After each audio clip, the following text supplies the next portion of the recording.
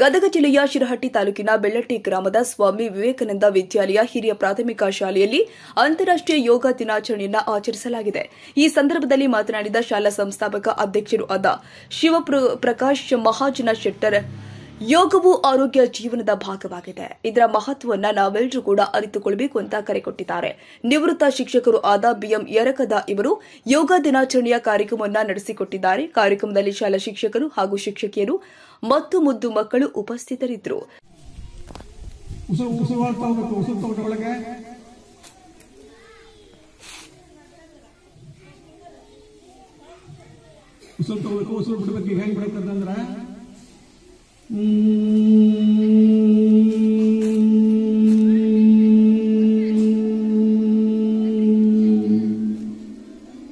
ಮಾಡ್ರಿ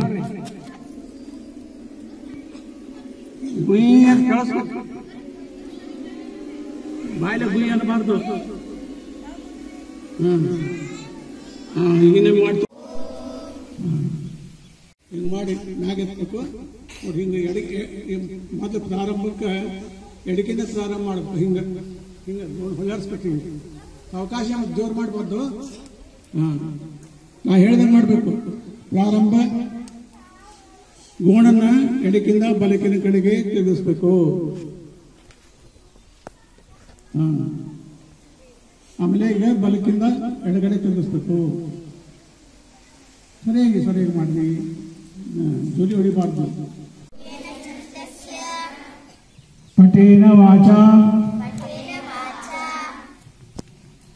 ಮೂಲಂ ಶರೀರಸ್ಯ